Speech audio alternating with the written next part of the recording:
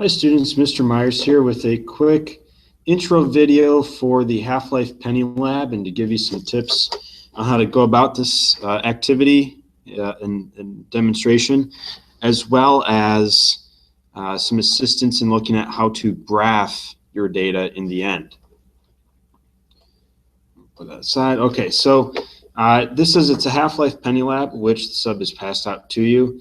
We're going to change it up a little bit. Rather than the pennies, which tend to wreak havoc on the baggies, I borrowed these from Mr. Taylor. They are yellow dice, or there's some baggies with blue dice too.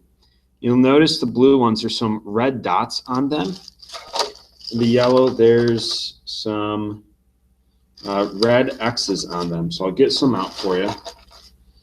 But here we have our dice. One with a red dot, one with a red X. And so with this lab, to give us some background, we see that radioactive materials constantly lose small particles from the nucleus. We call it radioactive decay. And yesterday we talked about it in the context of half-life, which was the amount of time here that it takes for half of a radioactive isotope to decay. And the time will remain the same no matter how much of the isotope remains. So in a sense, in our experiment today, that will be our controlled variable, is the time remaining the same. Materials, instead of package of pennies, we're going to use a package of dice. And then graph paper for the end. Now for the procedure, I'm going to change this up slightly, so pay attention, don't be messing around. But it says count the total number of pennies that you are starting with. So again, instead of pennies, we'll say the total number of dice you're starting with. This is the total number of undecayed atoms after 0 time. Okay, so on the back side, you have a data table. At times 0, we ought to have X number of undecayed dice and 0 that are decayed. And as you can tell, you will be doing 2 trials of this.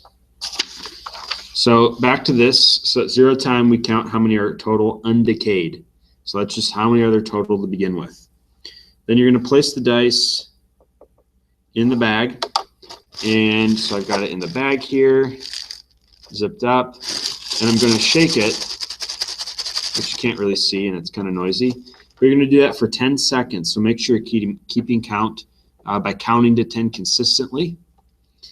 And then you're going to pour out the dice on the table, and you're going to set aside any of the pennies that have a dot or an X showing up. If those are showing up, then those are considered to be decayed, and you're going to set those aside.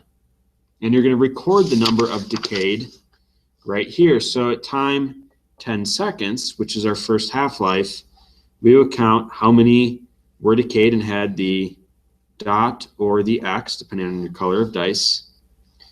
And then the ones that are undecayed, you can count those as well and put that value here. Okay, so we got that. So record the number of dice removed in the column dice decayed. So that's what we said above, the ones that are having the X or the dot. Then it says count how many are left of the dice. This is the total undecayed dice for the first half-life. So after the first half-life, when we suspect that about half of the substance has decayed, we can see, well, how much is actually there? And because we have a multifaceted dice, this is definitely going to be more random than just using pennies.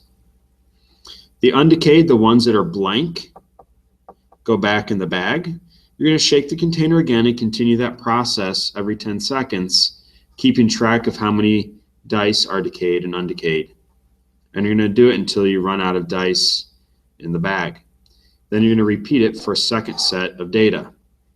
So the part that I wanted to really focus on in this short video is the required graph. it says time in seconds versus total undecayed, we'll call it dice here instead of pennies again. Include both trials on the same graph and include a legend.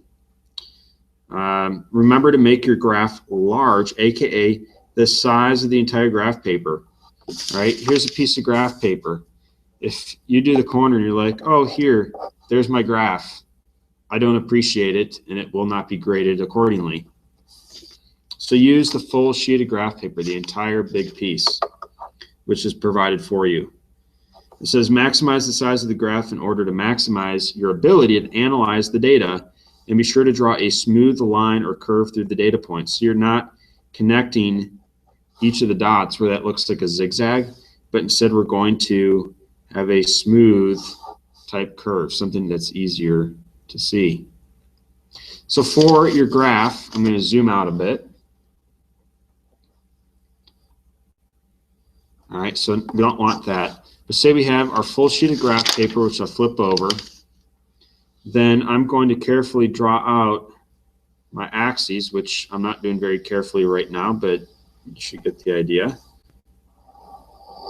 And so here I am able to utilize the bulk of that page. Now it said the time versus pennies. So our time is our x-axis, and what we should see is as time increases, the amount of undecayed dice should decrease. And so you need to make sure that you include a scale that's proper and include a legend off to the side to show that you know, in blue is maybe trial 1, and then red, for my example, is trial 2. Okay, something else you should think about. So not only are we going to indicate the proper scale down on the bottom and on the sides, including the unit for time, but if I go to graph my data, let's say I've got something up here.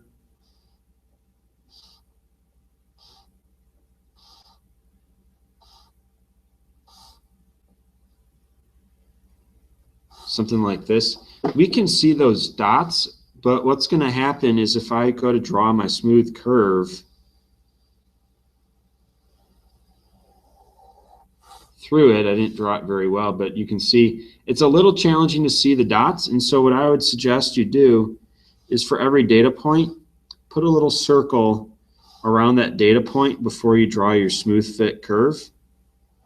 In doing so, it'll allow us to see where the data points are more clearly, but then we also have the smooth fit or line of curve of best fit rather, that's looks nice and smooth. And you do the same with your trial 2.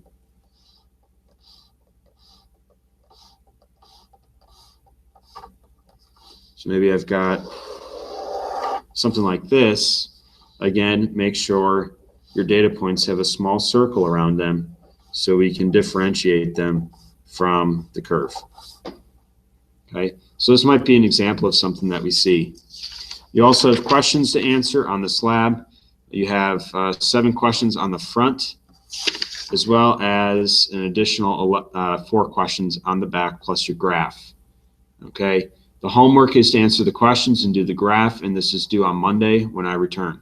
If you have any questions, talk with each other and figure it out. Or if you still can't figure it out, email me when you get home.